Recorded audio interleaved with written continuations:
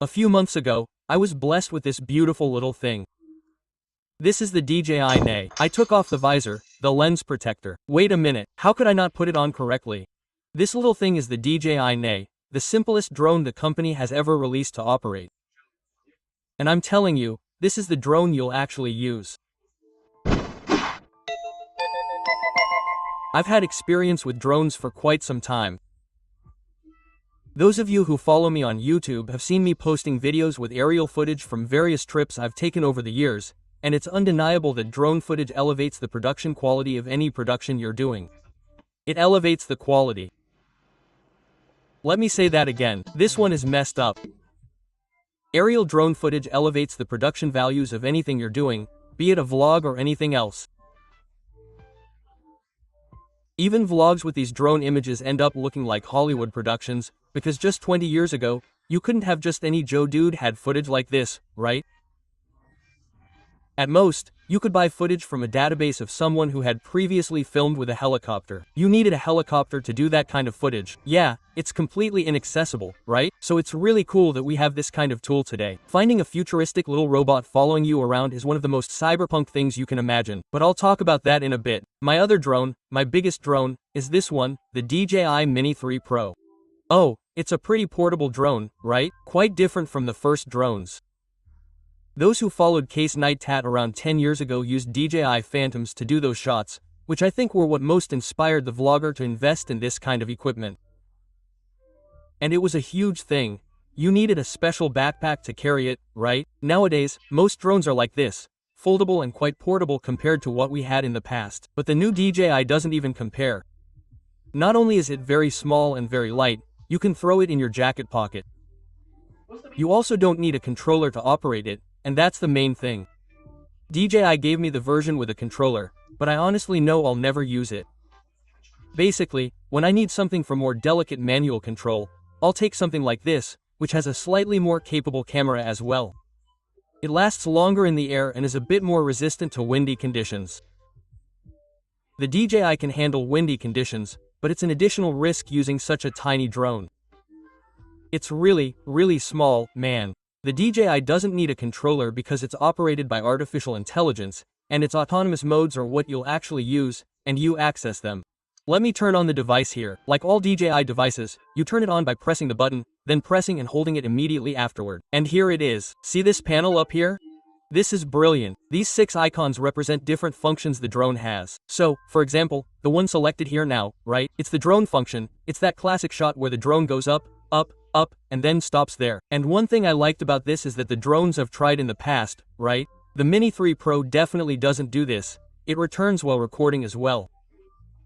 I hate the fact that when I do a drone shot with my bigger drone, even though it goes further, higher, the shot is more impressive, it doesn't film the return, which is completely pointless. The DJI Neo films the outbound and return flights. To switch between the other modes, you press this button here, and there's circle. You saw what he said there. If I press and hold, it will take off and circle around an image, a reference point, which in this case is always you, right? If you take off, you point the drone at yourself, and it understands that you're the focus, the subject of the footage, and it follows you. The footage I do on the beach here in Fortaleza, riding a unicycle, is pretty crazy. You've probably seen it on my social media, using this. It's really cool. Although, to be completely honest with this sport, I think a 360-degree camera would end up giving a greater sense of security, because this is a little camera that follows you, right? So, there were a few circumstances where it lost tracking, right? It went to the side and so on, it ended up following someone else. But I must say I put it in extreme conditions for it to do this. I was flying at night, all in black, right? So, in a place with a lot of people passing by, and yet 90% of the time it works really well. When it loses focus, right? When it loses sight of you, it stops and hovers in that spot. Since it was quite noisy, I'm actually going to take it off here. Just remember, I might regret this. I won't regret it because, spotline. Follow. It's in follow mode. If I take it off here, look, press it and hold it. Even if it falls. Oh, I don't know if it's there. Let's see if it'll follow me. Oh. Since the propellers are well protected, even putting your finger inside here, even though this one is really fixed, is more difficult. So it won't cause the kind of accident that happens with a drone like this, where these blades are spinning at literally deafening speeds right next to your hand. Every time I land the Mini 3 in my hand, especially where it's windy, there's always the possibility that when it's lowering power to land, a wind will blow it in another direction. That's not the same concern with this one. You can fly indoors. I would never take off with my Mini 3 Pro here indoors, for example. Let's try again. Look how interesting it is how it follows me. I'm going to take off from here. I hope I don't regret doing this. There it is, and now it's on the screen. It's gone, right? Let me come here. If I come here, where is it? Oops, here it comes. It's really far away, right? Let me take off closer here. Hold on, you put your hand on it. It understands you want to land. Man, it's impressive. The way it operates so autonomously, without the need for a controller, is why I said this is the drone you'll actually use. These days I've been using it less and less. I won't sell my Mini 3 Pro because I really like having both tools. Something more practical, with more limited capabilities, with a more limited battery, and something a little bigger for more, more complex jobs that require me to stay in the air for longer. I don't know if you, look, there it comes, look. I don't know if the audio in this section will be usable. Being smaller makes it paradoxically noisier than a larger drone.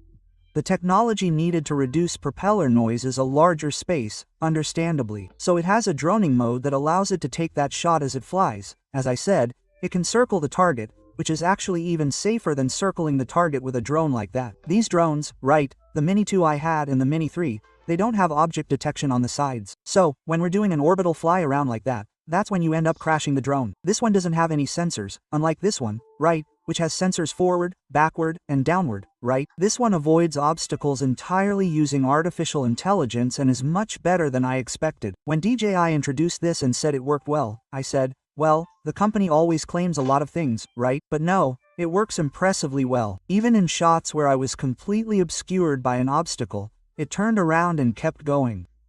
It works much better than I expected. The only downside to this drone is that the camera doesn't rotate to create a vertical format like we post in real-time videos, shorts, or stories, right? I imagine there will be a future successor to this drone, because it was a success, so there will certainly be a successor, although I don't expect it to be anytime soon, precisely because it sold so well. I don't imagine there's any pressure at the moment from DJI to improve this design right now, right? So, maybe 2 years, is my prediction, until another model like this comes out. I don't know. Drones don't follow the kind of updates that cell phones have, which have to have a new one every year.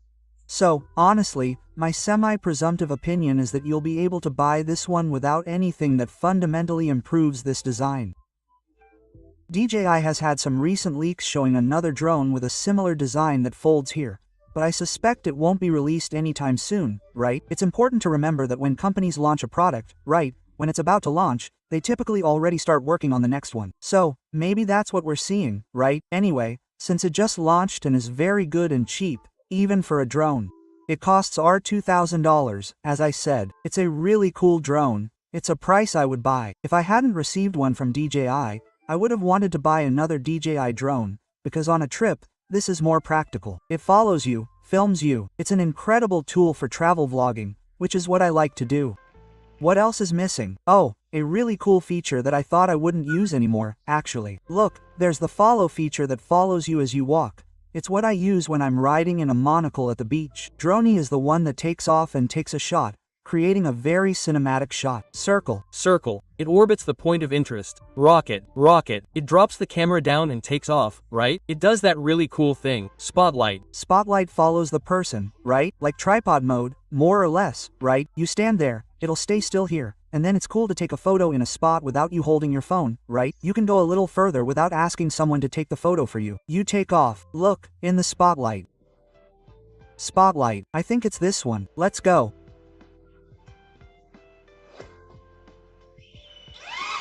It takes off and then it stays there. Then it'll take a photo. I go to a position here. I stay for I think 5 seconds. It takes a photo. Then I come to another one here. I stay here for 5 seconds. It goes and takes another photo.